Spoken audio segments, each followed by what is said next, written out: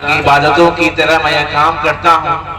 मेरा उसूल है सबसे पहले सलाम करता हूँ, अस्सलाम वालेकुम रहमतुल्लाहि व बरकातुहू। डायस पे तशरीफ रखे हुए इश्तियाक साहब और साहब, मीरापुर शरीफ से आए हुए उलमा, सामने बैठे हुए मुआज़िज़ मेहमानान, गांव के जिम्मेदार लोग, मैं दिल की गहराइयों से आप सभी का शुक्रिया अदा करता हूं कि मुझे दूसरी बार इस गांव में, इस इलाके में आने का मौका मिला है। मैं बेसिकली जो मदरसा मॉडर्नाइजेशन एजुकेशन है, जिसे मदरसा आधुनिकीकरण कहते हैं, मैं इसको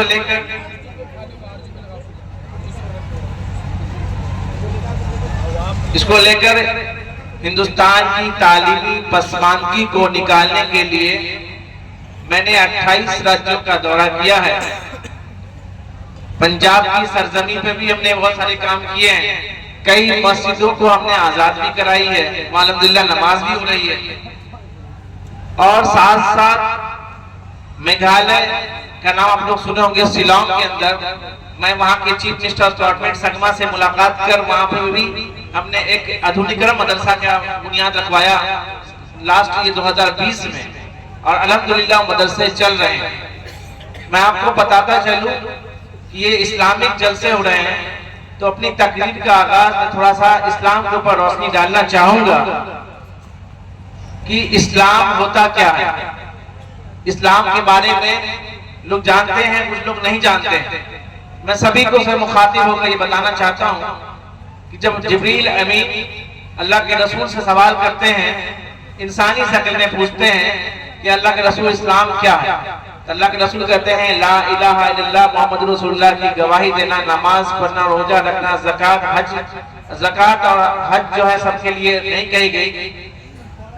फिर उसके बाद अल्लाह के रसूल सफर पे होते हैं, ये हो गए इब्तदाई।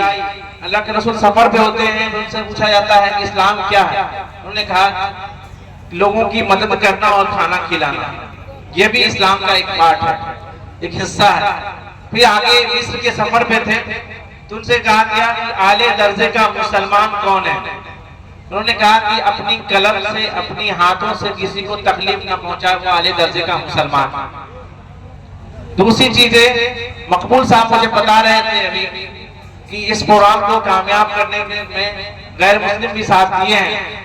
मैं उनके लिए भगवान राम का एक संदेश पढ़ना चाहता हूँ, जो अपने छोटे भाई लक्ष्मण से कहते कि कम बलम समाज से और दुर्बला।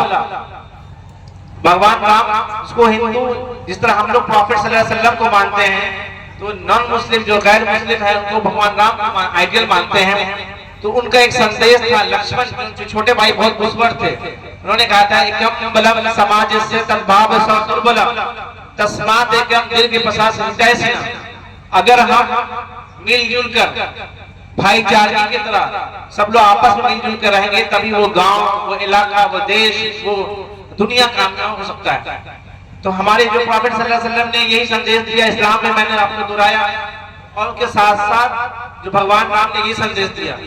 मैं आपको दूसरी चीजें कि बहुत सारे लोग बैठे हैं इस्लामिक में तकरीर करेंगे, मैं आपको बेसिकली 2-3 मिनट आपके में रहना चाहूंगा कि आपके जो मदरसा आधुनिकीकरण को लेकर जो स्कीम चल रही है, वो 500 करोड़ का ये बजट है। 500 करोड़ के बजट जो है हमारे बिहार के, मैं साउथ इंडिया जाता हूँ, केरल जाता हूँ, तमिलनाडु जाता हूँ, बेंगलोर जाता हूँ, कर्नाटका जाता हूँ, वहां पे ये स्कीम इम्प्लीमेंट हो जाती है। लेकिन आपके बिहार के अंदर, यूपी के अंदर, उड़ीसा के अंदर, झारखंड के अंदर ये बहुत बेदारी की वजह से हमारी स्कीम नहीं लौट जा रही है। साथ साथ बिहार सरकार का जो 700 करोड़ का बजट है, 700 करोड़, और मदरसा के लिए 400 करोड़, तो 7-4 कितना हो गए 1100 करोड़। 1100 करोड़ अक़लियती के लिए, मुसलमानों के लिए, अल्पसंख्यक के लिए दिया जा रहा है। लेकिन हम लोग महरूम हैं। महरूम इसलिए है कि हम लोग बेदार नहीं। आपको पता होगा कि मकबूल साहब बैठे हैं यहाँ पे, जब हम पटना में एक बहुत सारा एक मुस्लिम मिलन समारोह किए थे, उसमें बहुत सारे जेडीयू के मिनिस्टर और पार्टी के लीडर नीतीश कुमार के क्या कहते हैं मार्गदर्शक भी प्रोग्राम हुआ था। आपको पता होगा कि बहुत सारी जो कब्रिस्तानें जिसकी घेराबंदी के लिए चिन्हित किया गया। 8,667 कब्रिस्तान की घेराबंदी चिन्हित किया गया, जिसमें 5,600 कब्रिस्तान की घेराबंदी हुई। उसी में एक मकबूल साहब का कब्रिस्तान जो पीएफ थाना क्षेत्र में लगता है, वहां घेराबंदी नहीं हुई थी। 20 साल से ये मामला चल रहा था। जब मौलाना मोहम्मद मकबूल साहब मुझसे मिले, हमने नीतीश कुमार जी से बातचीत किया और अल्हम्दुलिल्लाह एसपी के डीजीपी के तरफ से लेटर एसपी को आया, एसपी की तरफ से लेटर थाना प्रभारी को आया। कामयाबी इंशाल्लाह कामयाबी के रास्ते में। मैं आप सभी लोगों से यही गुजारिश करना चाहूंगा कि जो ऐसे मसले हैं, चाहे वक्फ के मसले हैं, सोगरा के मसले हैं, वक्फ बोर्ड के मसले हैं, मदरसा के मसले हैं, मस्जिद के मसले हैं, तमाम मसले को आप पार्टी पैटर्न से हट के मुझसे मिलिए। यहाँ जो जिम्मेदार है, यहाँ के जिम्मेदार इस्तियाक साहब हैं, मकबूल साहब हैं, और भी जो लोग, इनसे मिलिए। इन लोगों के पास मेरा कॉन्टेक्ट नंबर है, राब्ता नंबर है, मैं पूरा मदद करूंगा इंशाल्लाह। जहां तक हो सकता है मदद की जाएगी। और मैंने पूरे हिंदुस्तान में आप लोगों के लिए काम किया। मेरी तालीम अलीगढ़ यूनिवर्सिटी से रही और मैंने हिंदुस्तान के मुसलमानों को गहराई से देखा, रिपोर्ट को देखा, बजट को देखा। लेकिन मुझे अफसोस इस बात की होती है कि मैं भी इस ताल्लुक रखता हूँ इसी बिहार, इस सरजमीन पे। जब बिहार आता हूँ तो देखता हूँ कि हमारे मुसलमान की जो हालात है वो बस से बदतर होती जा रही है। साउथ इंडिया में वहां पे भाजपा की सरकार नहीं है, एनडीए की सरकार नहीं है, लेकिन साउथ इंडिया में सबसे ज्यादा स्कीम जो है इम्प्लीमेंट है केंद्र सरकार का स्कीम इम्प्लीमेंट है। तो आप पार्टी पैटर्न से हटकर हमारी योजना है। लोग कहते हैं कि ये पैसा एनडीए का पैसा है, लोग कहते हैं ये पैसा भाजपा का पैसा है, लोग कहते हैं ये पैसा नीतीश कुमार का पैसा है। और मैं ये कहता हूँ ये पैसा आपका है। आपका पैसा इसलिए है कि आप लोग टैक्स देते हैं। हर एक आम आदमी टैक्स देता है। आप कहेंगे टैक्स कैसे देते हैं? भाई नमक खरीदते हैं, पानी खरीदते हैं, उसमें स्टेट टैक्स होता है, केंद्र का टैक्स होता है। वो टैक्स के माध्यम से पैसा, आपका पैसा अगर 100 रुपया बिहार सरकार कलेक्ट करती है या केंद्र सरकार कलेक्ट करती है, उसमें 20 रुपया आपको मिलता है। वो 20 रुपया भी हम ले नहीं पाते। तो आपको यहाँ के जो जिला इलेक्शन के पदाधिकारी हैं, आप उनसे मिलिए, वीडियो से मिलिए, सीओ से मिलिए। ऐसे आप पूछिए कि आपका हिस्सा कहाँ गया। अगर नहीं कार्रवाई होती है तो हमारा फोन 24 घंटे ऑन है। कभी भी आप मुझे फोन करिएगा, नहीं तो मुझे व्हाट्सएप पे एसएमएस डाल दीजिएगा, इंशाल्लाह कार्रवाई होगी।